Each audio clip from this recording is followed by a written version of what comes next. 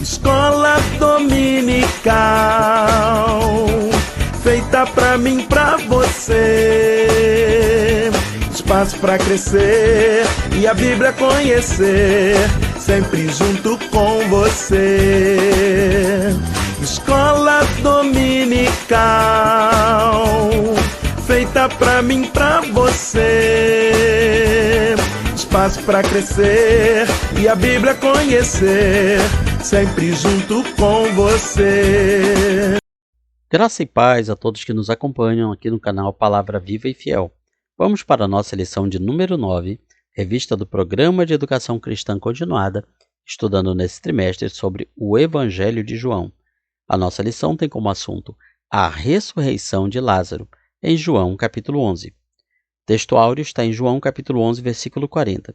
Respondeu-lhe Jesus: Não te disse eu que se creres verás a glória de Deus?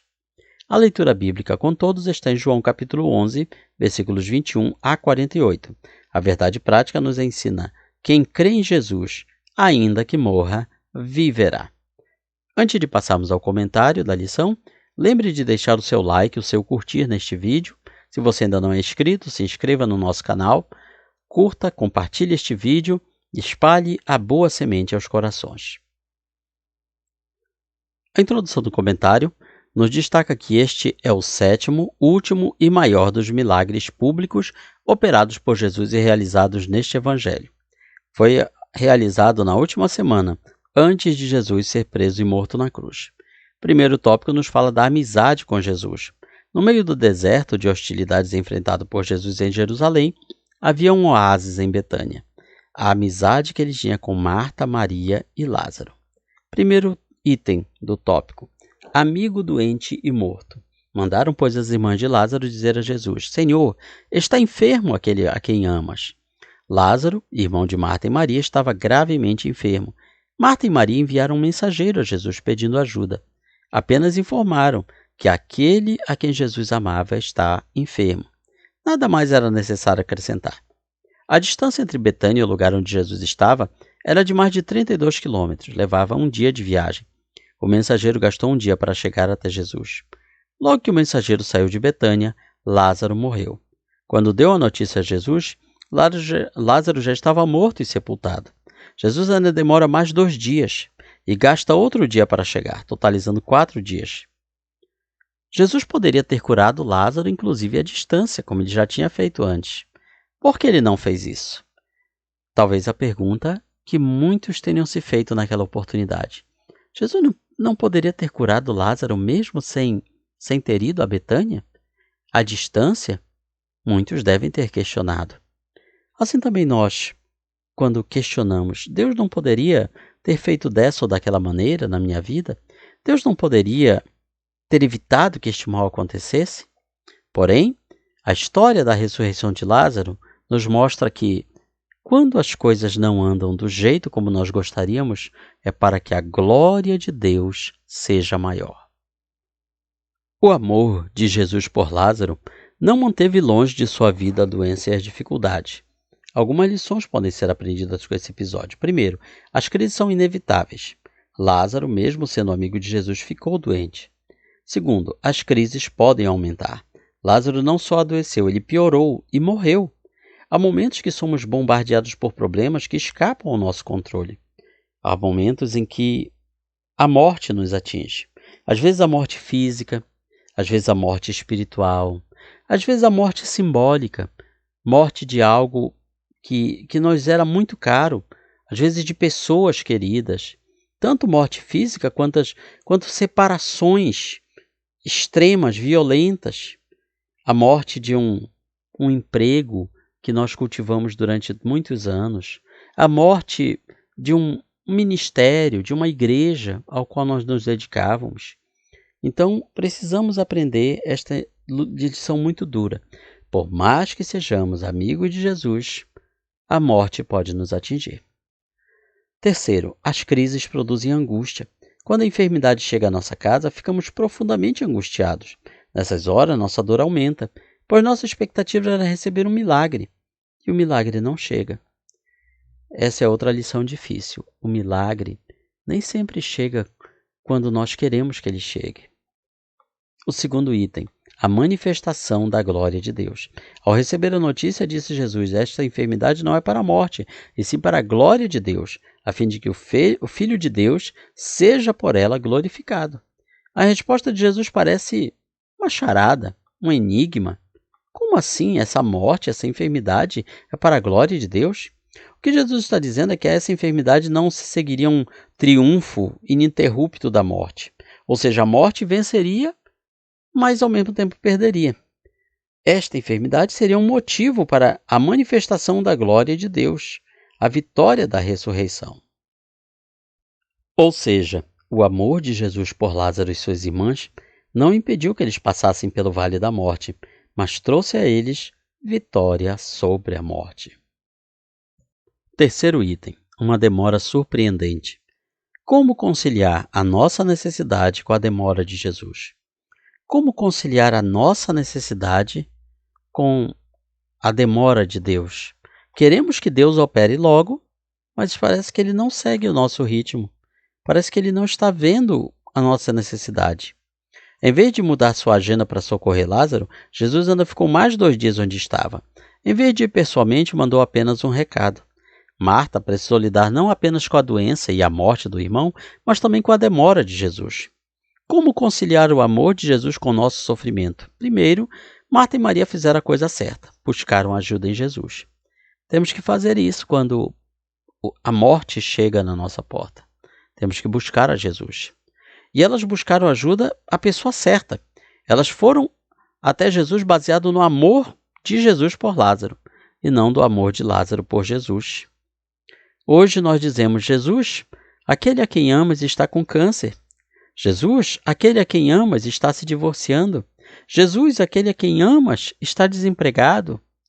Jesus poderia ter impedido que Lázaro ficasse doente. Também poderia ter o curado à distância, como já falei. Ele já havia feito isso. Está lá em João capítulo 4, 46 a 54, com o filho do oficial do rei. Por que ele não curou seu amigo a quem amava? A atitude de Jesus parece contradizer seu amor. Assim, muitas vezes, acontece conosco. Parece que o agir de Deus em nós não se encaixa no amor dele conosco. Isso leva alguns a duvidar, leva alguns a naufragar na fé. Mas não se enganem, não se iludam. O amor de Deus por nós é maior do que o nosso entendimento. Alguns judeus não puderam conciliar o amor de Cristo com o sofrimento da família em Betânia. Eles pensaram que amor e sofrimento não podiam andar juntos. O fato de sermos amados por Jesus não nos dá imunidades especiais. Enquanto estamos neste mundo, estamos sujeitos à dor, ao sofrimento, à angústia, assim como o ímpio, como o ateu, como o agnóstico, como o inconverso. Todos estamos sujeitos às mesmas vicissitudes. O segundo tópico nos fala das atitudes de Marta e Maria. O ensino essencial de todo esse episódio está na promessa de Jesus: eu sou a ressurreição e a vida. Quem crê em mim, ainda que morra, viverá. E todo que vive e crê em mim, não morrerá eternamente. Crês isso? Pergunta de Jesus a Marta e Maria também serve para nós. Tu crês nisso? Tu acreditas que eu sou a ressurreição e a vida? Tu acreditas que eu posso trazer à vida aquilo que já estava morto? É uma pergunta que temos que nos fazer. A atitude de Marta, ela vai ao encontro de Jesus com uma expressão, um desabafo. Senhor, se tu estivesses aqui, meu irmão não teria morrido. Mas também sei que mesmo agora, tudo quando pedirdes a Deus, Deus te concederá. Então veja que nesta segunda frase de Marta, nós vemos meio que um indicativo. Ela não menciona a palavra ressurreição diretamente, mas ela dá um indicativo de que Deus poderia, através de Jesus, fazer algo extraordinário. Ou seja, ela lamenta a demora, mas crê que Jesus pode mudar aquela situação. Assim também deve ser a nossa oração. Podemos nos lamentar diante de Deus pelas nossas perdas? Sim, podemos. Devemos. Não é pecado fazer isso. Mas também devemos mostrar a Deus: eu creio, Senhor, que aquilo que morreu, o Senhor pode ressuscitar. Vale destacar que Marta ainda não tem plena consciência que Jesus é o próprio Deus. Marta crê no Jesus que poderia ter evitado a morte, ou seja, intervindo no passado. Marta crê no Jesus que ressuscitará os mortos no último dia, no fim dos tempos. Mas ela não cria ainda que Jesus poderia fazer um milagre naquele momento, no presente. Ela vacila entre a fé e a lógica. E nós somos assim também, nós somos como Marta. Não temos dúvida de que Jesus realizou prodígio no passado, nós cremos nos milagres que Jesus realizou. Não temos dúvidas que ele fará coisas extraordinárias no futuro, mas a nossa dificuldade é crer que hoje, agora, ele possa agir na nossa situação. O grande erro do se fosse diferente de Marta, foi omitir o poder presente do Cristo vivo. Marta vivia no passado ou no futuro, mas é no presente, é aqui e agora, que o tempo toca a eternidade. A atitude de Maria. Vejamos agora o que Maria fez, como ela se comportou, a irmã de Marta. Marta se retira e comunica a Maria: o mestre chegou, te chama. Apressadamente ela vai ao encontro de Jesus, com as mesmas palavras de sua irmã. Ela se prostra aos pés de Jesus e chora. Maria aparece apenas 3 vezes nos evangelhos. Estamos falando aqui da Maria, irmã de Marta, não é de outras Marias. Nas 3 vezes que ela aparece, ela está onde? Aos pés de Jesus.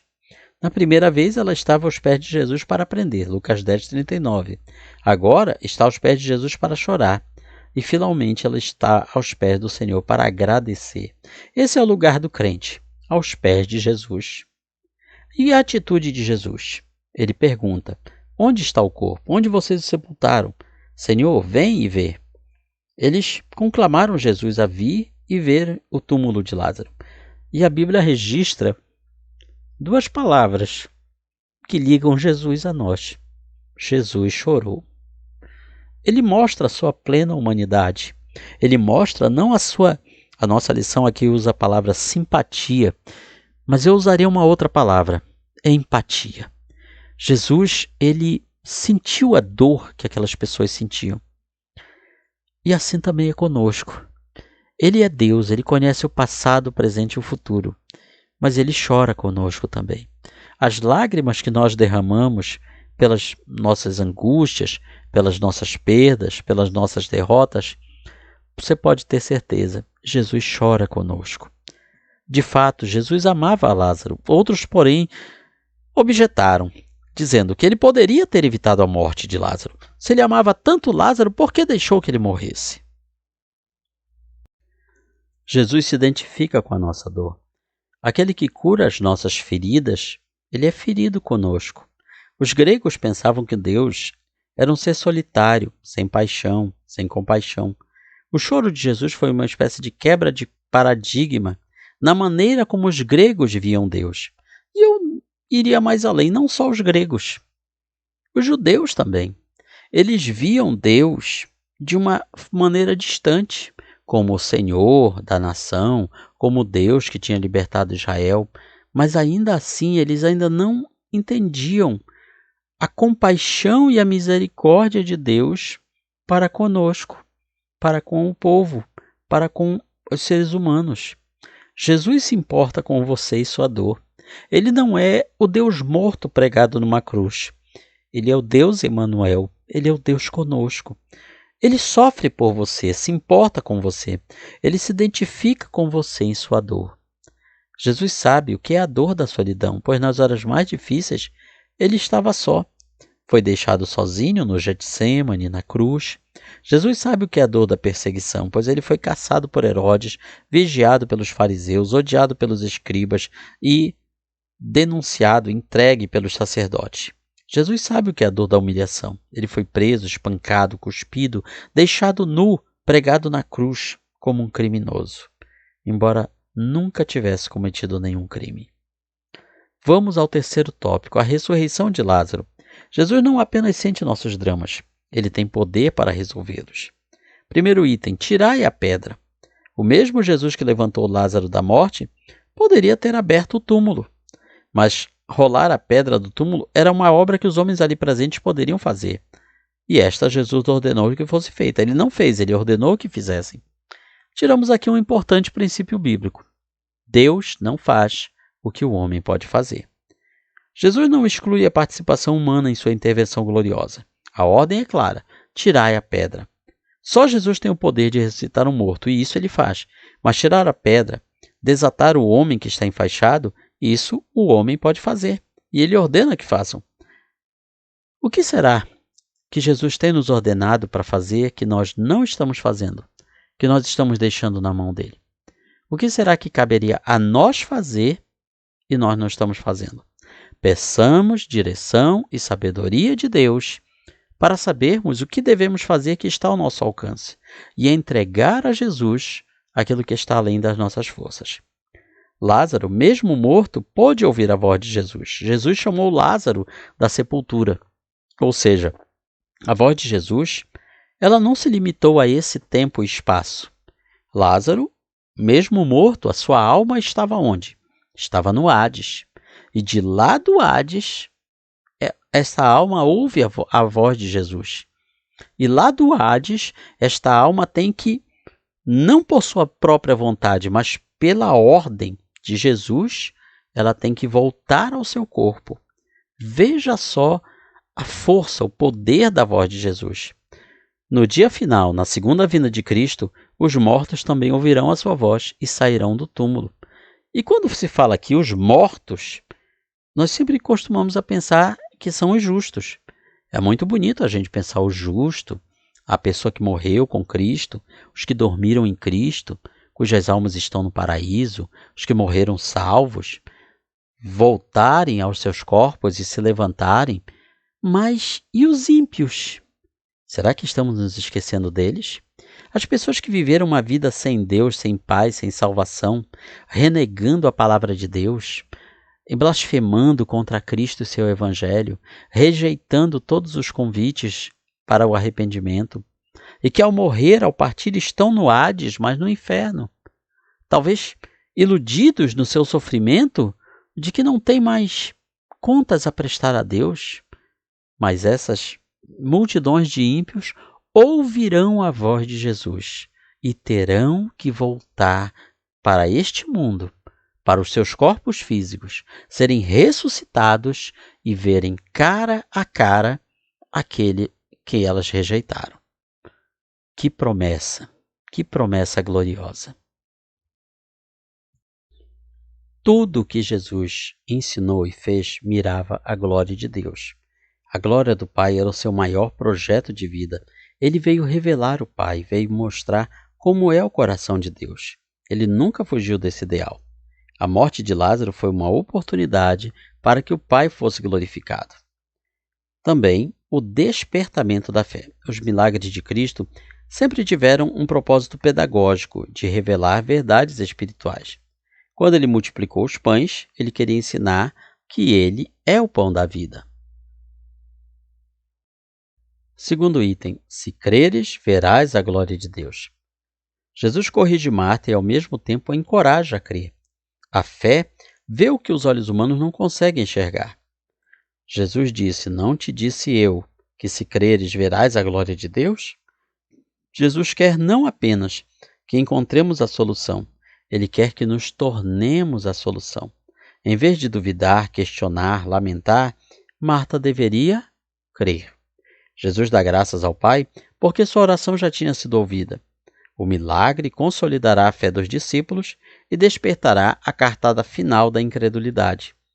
Ao mesmo tempo que tiraram a pedra e olharam para dentro do túmulo, Jesus olhou para cima e orou.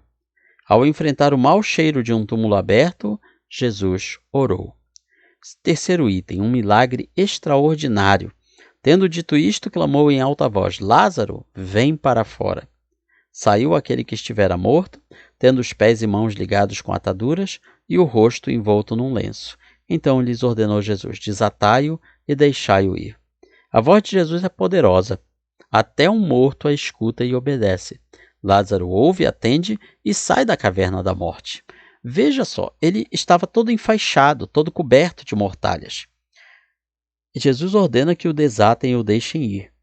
Com isso, ele tinha dois propósitos bem claros. Primeiro, manifestar a glória de Deus. Quando Jesus curou aquele cego de nascença, queria ensinar que ele é a luz do mundo.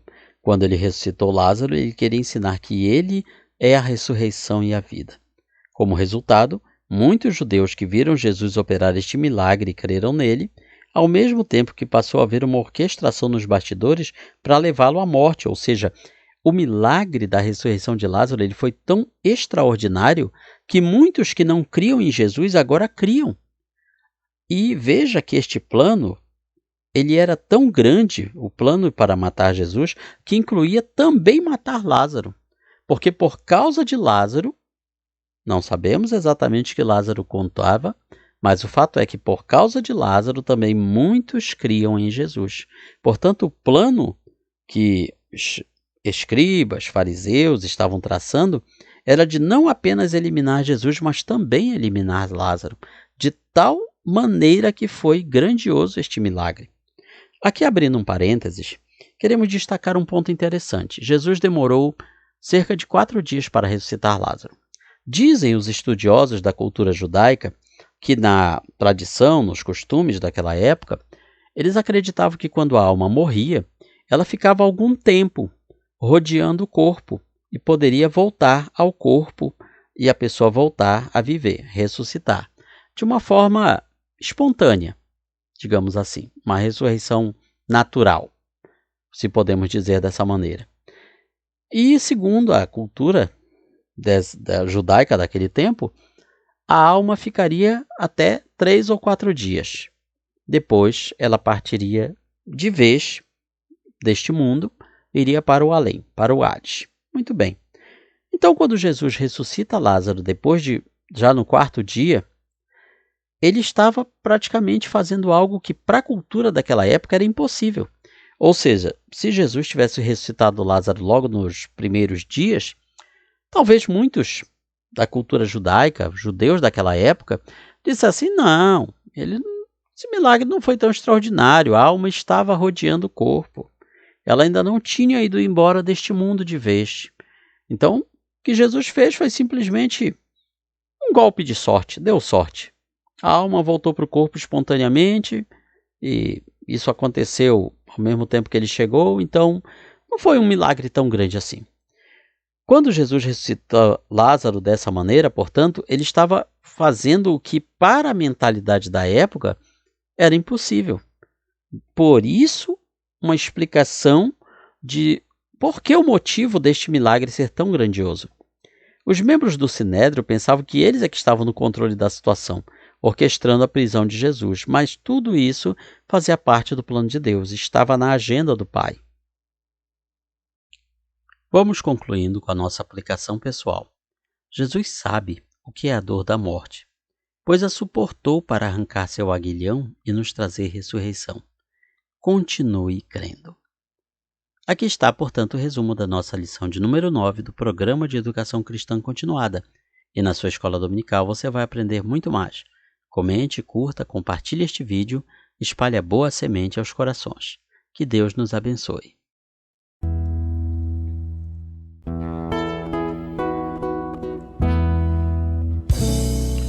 Findou-se o tempo de estudo da escola dominical. Boa lição aprendemos do nosso Pai Celestial. Despede-nos, Jesus Cristo, em tua paz e amor, e nos concede para sempre o teu celeste favor. Aos visitantes e amigos agradecemos também. Que a paz de Deus reine em todos e até domingo que vem. E até domingo que vem. E até domingo que vem.